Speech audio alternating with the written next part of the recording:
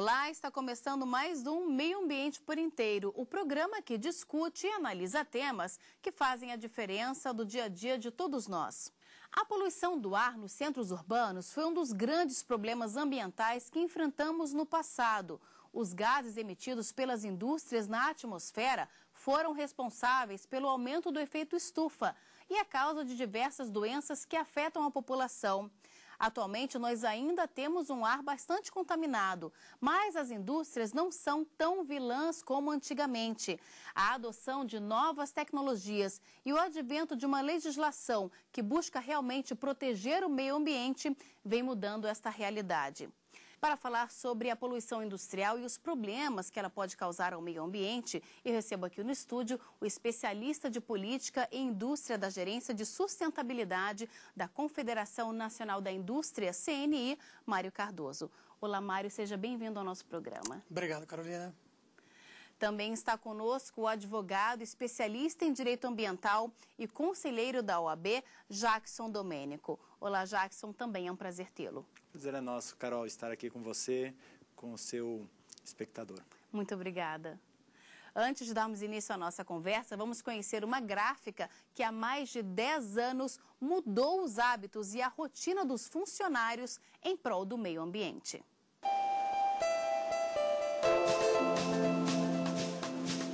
Tinta, solvente e muito papel. Essa gráfica existe há 20 anos e foi durante esse tempo que os donos viram a possibilidade de lucrar com o desperdício e ainda proteger o meio ambiente.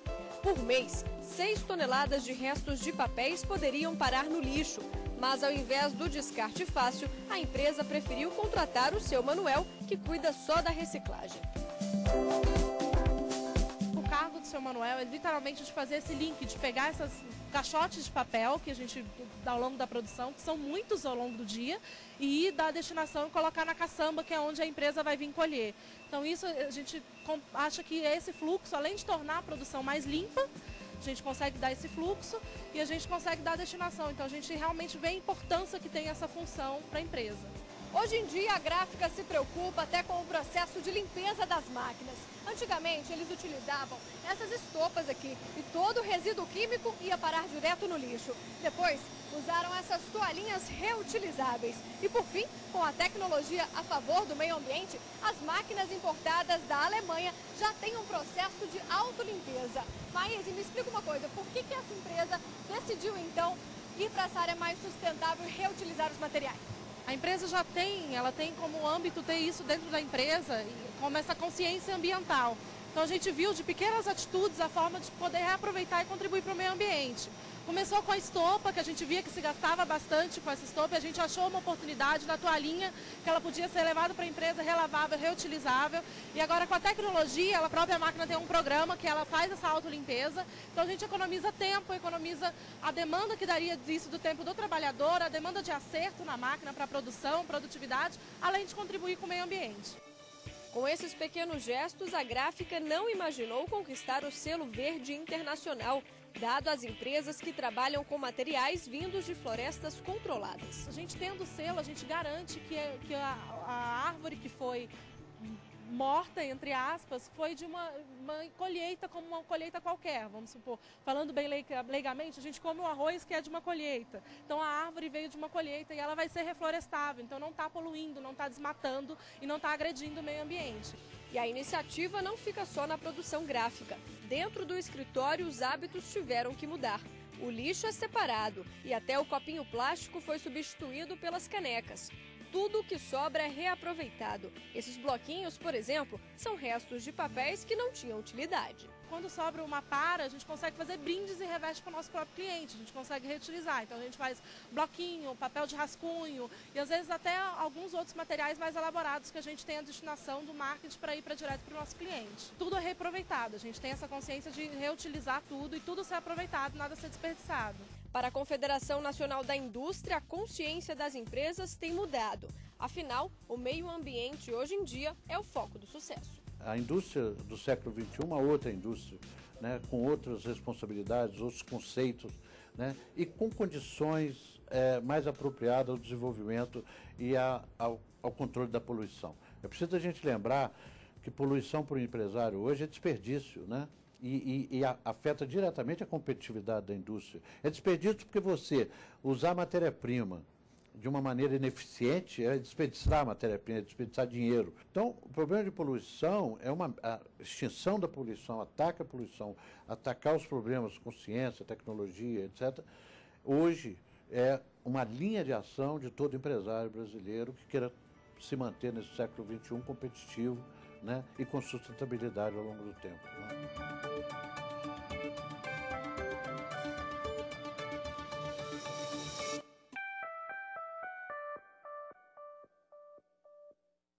Jackson, é possível compatibilizar o desenvolvimento industrial com o direito a um meio ambiente equilibrado? Acreditamos que sim. A indústria e todos os demais setores, não só a indústria, elas têm os seus dejetos, elas têm os seus resíduos que levam a uma poluição. Só que essa poluição ela precisa ser administrada. Então, hoje nós vemos claramente a preocupação do poder público, a preocupação das entidades não governamentais e a preocupação do próprio cidadão interagindo com o meio ambiente e preocupado com isso. Nós vemos o poder público muito presente, nós vemos leis novas, nós vemos decisões jurídicas muito precisas e nós vemos também o poder executivo fluindo para termos todos um ambiente melhorado. E a preocupação está muito generalizada. Todos nós temos essa preocupação. Se nós pegarmos uma criança de 5, 6 anos, ela já tem consciência ambiental. E assim está sendo com a indústria e está sendo com todos os demais setores. É bem verdade que se nós estivermos em São Paulo, vamos ver que o céu, por vezes, tem uma determinada poluição. Se nós analisarmos os recursos hídricos no país, vamos identificar que há poluição. Agora também, como o Mário Cardoso falou há pouco, nós estamos vendo uma tecnologia da indústria e dos demais setores buscando soluções para termos um ambiente mais saudável. Mário, como é que a Confederação acompanha de perto o desenvolvimento de tecnologias que vão fazer com que o meio ambiente seja cada vez menos poluído? Vamos lá. Hoje, a questão da sustentabilidade, né, se a gente olhar de modo geral, o que é não somente a questão de poluição, mas todos os impactos relacionados com a questão de sustentabilidade, eles já estão na estratégia das empresas. Tá? As empresas já consideram isso na sua própria estratégia. Quer dizer, que não é somente o atendimento à legislação. Hoje é mais do que isso. Né? Hoje a questão de você tornar um processo mais sustentável já é um diferencial de competitividade. Entendeu? Então, mais do que a questão de simplesmente atender à legislação. A CNI, ela vem já trabalhando com várias empresas, inclusive em vários assuntos diferentes que têm relação com a sustentabilidade.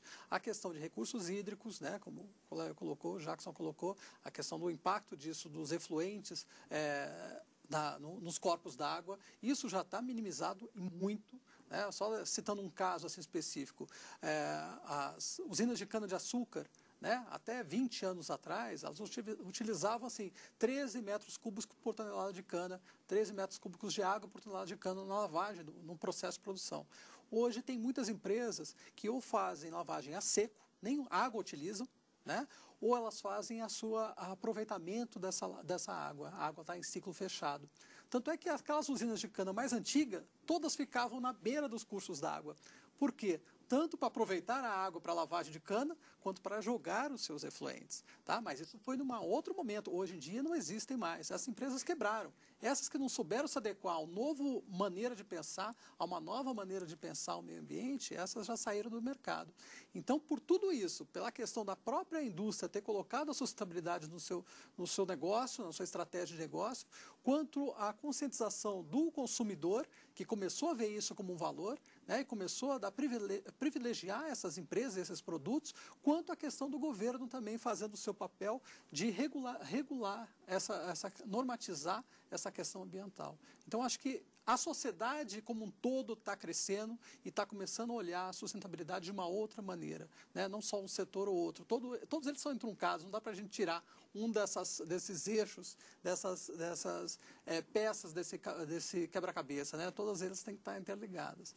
Então, hoje, a CNI ela trabalha com redes específicas com indústrias de cada um desses setores, de cada um desses temas, recursos hídricos, mudanças climáticas, biodiversidade, resíduos sólidos. A gente tem redes específicas de indústrias para trabalhar com cada um desses temas e analisar tanto a questão regulatória, se ela é adequada, né? Porque o fato de ter uma regulação não quer dizer que essa regulação seja adequada, porque o que não falta é lei que não seja cumprida, né? Que não saiu do papel. Então a gente trabalha para que aquilo seja cumprido e também levar novas tecnologias para as empresas. De certa forma, capilarizar o uso de novas tecnologias para que a indústria como um todo seja mais sustentável. Jackson, se uma determinada atividade industrial provoca dano a um grande número de pessoas, o poder público ele pode determinar que essa indústria se mude desse lugar, seja instalada numa outra área?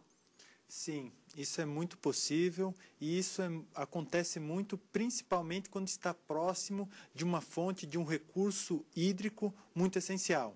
Então, o poder público, o próprio poder executivo, através dos seus órgãos, ou quando não é resolvido dessa forma, aí o Ministério Público, por vezes, através das ações competentes, provoca o judiciário para que o judiciário determine a remoção daquela indústria, daquela empresa, de um determinado local para um local mais apropriado. Mário, é possível mensurar a quantidade de gás de efeito estufa emitido por uma indústria? Sim, não só é possível, como a CNI está num processo de capacitação das empresas para que elas entendam e aprendam a fazer a contabilização dos seus gases de efeito estufa, fazer o inventário de gases de efeito estufa. A CNI começou um processo agora, o ano passado, de capacitação de indústrias, em parceria com federações e com associações setoriais. A gente já capacitou em torno de 500 empresas, tá? E tem um processo ainda que vai longe isso, de capacitar outras em 13 cursos somente esse ano. Mas isso é o primeiro passo para poder fazer, para que a empresa possa fazer a gestão de carbono. Você só pode alterar, reduzir as suas emissões no seu processo produtivo se, antes de mais nada, você conhecer como é que é seu processo produtivo, aonde que são suas emissões. Daí para você poder interferir no processo. Então, a primeira coisa é você conhecer. Tá? Então, para isso é que servem os inventários de gases de efeito estufa. Certo? Então, isso é extremamente importante. Aliás, na questão ambiental como um todo, o primeiro passo é você conhecer. Então, até para você elaborar uma determinada norma, você fazer uma política, você saber de onde que a gente está partindo, quais são a situação da indústria hoje, atual, para que a gente possa apontar onde que a gente quer chegar e traçar qual que vai ser esse caminho. Nós vamos continuar com a nossa conversa, mas agora vamos para um breve intervalo e daqui a pouco estamos de volta com mais Meio Ambiente por Inteiro. Não saia daí.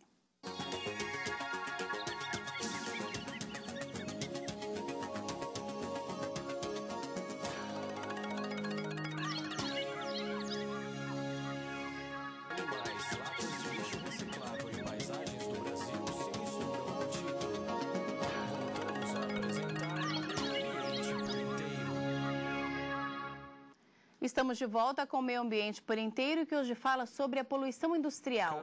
Participam do programa o especialista de Política e Indústria da Gerência de Sustentabilidade da Confederação Nacional da Indústria, CNI, Mário Cardoso. E o advogado, especialista em Direito Ambiental e o conselheiro da OAB, Jackson Domênico. Jackson, eu queria que você falasse um pouquinho sobre o princípio do poluidor-pagador. Que princípio é esse e quando ele é aplicado? O poluidor, ele gera algumas compensações. Então, claro que ele não repara o meio ambiente por inteiro, mas ele faz ações para compensar a sua poluição. E isso também é importante nós, como cidadãos, como integrantes da sociedade, estarmos muito atentos. Porque uma empresa, uma indústria, ou seja lá o que for, que ela produza muita poluição, ela vai acabar revertendo no custo do produto. Porque quem paga, no final da conta, o produto e a poluição é o consumidor. Então, nós temos que estar muito atentos. E hoje, o cidadão, a população, ela já está percebendo isso. Então, você vê que algumas empresas que têm uma característica ambientalmente mais sustentável, ela tem mais aceitação pela sociedade. E nós temos essa preocupação porque, se ela for ambientalmente mais sustentável, o custo vai ser reduzido. Mário, como é que a Confederação Nacional da Indústria vê essa questão do licenciamento ambiental para a instalação de indústrias? Ok. Hoje, o processo de licenciamento licenciamento ambiental, que é um instrumento válido, é um instrumento muito importante para você conseguir colocar a Política Nacional de Meio Ambiente em prática, ele acabou virando um processo cartorial.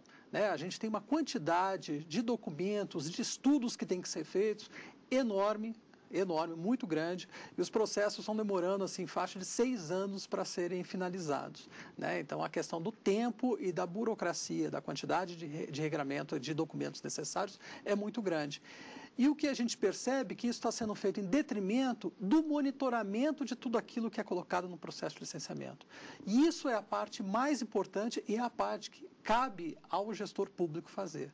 Então, o processo de licenciamento ele não pode ser um processo cartorial, que ele acabe simplesmente numa emissão de licença, numa emissão de uma autorização. Mas tem que ter um acompanhamento por parte do gestor público se aquilo que foi colocado está sendo colocado em prática. E muitas vezes uma tecnologia nova, uma tecnologia outra, tem que ser adequada, tem que ser incorporada ao processo. Então, a gente tem que tirar um pouquinho essa visão de comando e controle do ponto de vista de documentação, e colocá-la mais na prática para monitorar as empresas, para que elas cumpram realmente aquilo que está colocado. Então, não simplesmente pedindo uma série de documentos, mas acompanhando todo o processo. As empresas hoje estão muito mais conscientes do que estavam há 20 anos atrás, mas isso é uma construção, e é uma construção de toda a sociedade. Hoje a população está mais consciente, mas não é toda a população que está consciente. A gente ainda precisa de fiscalização, precisa de monitoramento. Se a gente fizer um viés assim em relação à lei seca, por exemplo, se a gente tirar a fiscalização das ruas, volta tudo ao estágio inicial. Então, não cabe só criar leis, criar normativas, mas fazê-las serem cumpridas, acompanhar, monitorar o cumprimento do que está posto ali. E a CNI ela participa no processo de debate, tanto da construção dessas legislações, dessas normativas, ela participa colocando, inclusive, o viés, o olhar da indústria, do processo produtivo no processo, na construção desses regulamentos, mas também a gente acha que tem que ter um maior peso na questão do monitoramento, se fazer cumprir realmente aquilo. E não simplesmente deixar aquilo, depois que saiu a licença, ninguém mais acompanha, ninguém mais sabe. Então, é de todo mundo. Aquilo não é só da indústria ou só do poder público. Cabe toda a sociedade fiscalizar, monitorar, pensando em todos os interesses da sociedade, que é a questão de manter o meio ambiente utilizável e equilibrado para toda a sociedade, mas também manter geração de emprego e renda, manter a balança comercial de uma maneira adequada, que seja satisfatória para ingresso aí dos jovens aí no mercado de trabalho. Quer dizer, a gente tem que olhar o todo, a gente não pode olhar fracionado. A questão ambiental é o pano de fundo disso tudo, mas a gente tem que olhar o interesse da nação como um todo e do planeta, do ser humano dentro do planeta. Cresceram também o número de condenações para quem causa dano ambiental? Sim, Carol, isso tem sido muito presente, principalmente nas últimas decisões judiciais. E hoje nós vemos muitas ações civis públicas, nós observamos muitas condenações e essas condenações têm um valor monetário muito expressivo. Via de regra, essas multas elas são milionárias, justamente para haver uma resistência maior para evitar os prejuízos ambientais. É bem verdade que nós estamos buscando um equilíbrio. Às vezes, essas multas até elas se tornam muito excessivas, porque se elas fossem mais equilibradas, seriam mais justas. Mas é uma forma que tem o poder público de mostrar que o meio ambiente precisa ser cuidado e ser valorizado. E também nós observamos que não só o Poder Legislativo, mas também o Poder Judiciário está muito atento a essas novas realidades ambientais. E o Poder Executivo também está buscando, através dos seus órgãos competentes, fazer ações efetivas de preservação do meio ambiente. E o Poder Executivo se manifesta nesse acompanhamento e, por vezes, essas multas que são aplicadas tanto às indústrias como os demais que causam prejuízo ao meio ambiente. Mário, o fato de uma empresa que porventura tenha poluído o meio ambiente ter a obrigação de recuperar o dano que promoveu também é muito importante, não é?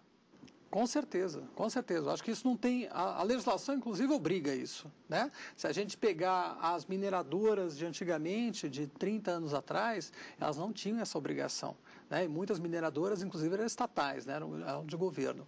Hoje, a mineração é obrigada a entregar aquela área que foi minerada totalmente recuperada. Isso é obrigação de lei. Hoje, muitas coisas que a gente analisa hoje, que a gente observa hoje nos jornais, de grandes impactos ambientais, são relacionados com passivos de épocas em que não existiam legislações e que não existia essa consciência, tanto por parte do setor privado, quanto do público, quanto da própria sociedade em cobrar isso, né? Então, a gente carrega ainda muitos passivos de áreas contaminadas, né? De áreas mineradas que foram deixadas as cavas abertas, né? Não foram recuperadas, mas isso são passivos da década de 80 para trás, né? Isso não são relacionados com processos recentes. Hoje já é bem diferente. E hoje precisa que isso seja recuperado. Precisa que seja recuperado. Precisa que a lei seja colocada na prática. Até para a gente não privilegiar o ilegal.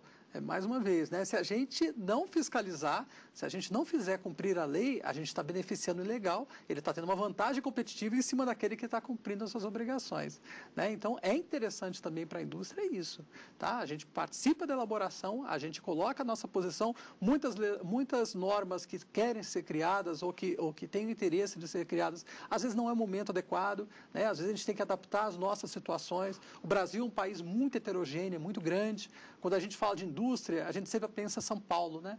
Mas a gente está tratando também de Roraima, do Acre, está tratando de estados em que tem uma dificuldade maior na gestão ambiental. Então, muitas vezes, a gente não dá condições para que estados do norte do país, alguns do centro-oeste, consigam implementar aquela gestão ambiental daquela maneira. Então, muitas vezes, o que falta não é a ação dentro da indústria. O que falta é o órgão de gestão ambiental, o órgão estadual de meio ambiente que não dá conta de fazer a sua gestão ambiental, que não dá conta de monitorar, que não tem equipe para analisar os processos de licenciamento. Tá? Então, a gente tem que dar condições para que a gestão ambiental ocorra, não somente em São Paulo, onde ela já está ocorrendo, mas também nos outros estados da federação. Então, assim, a gente tem que sempre considerar o tamanho do Brasil e, mais do que o tamanho, são as diferenças entre as diversas situações aqui no Brasil. Tanto das indústrias, né, as diferenças setoriais, quanto as diferenças territoriais aqui, de localização dessas indústrias no território nacional. Jackson, você falou sobre essas multas milionárias que são aplicadas para quem prejudica o meio ambiente. Quais são os parâmetros para a fixação dessas multas?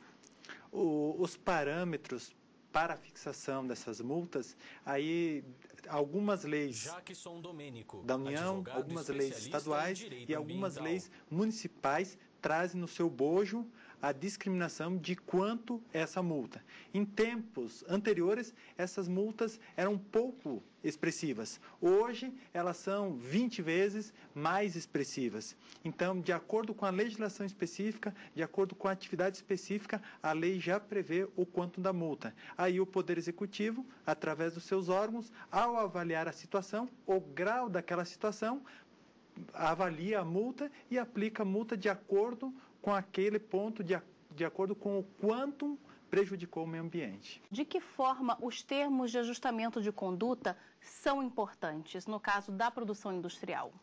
Carol, essa parte do termo de ajustamento de conduta, ao meu ver, ele é o grande ponto de partida, a grande concretização da legislação.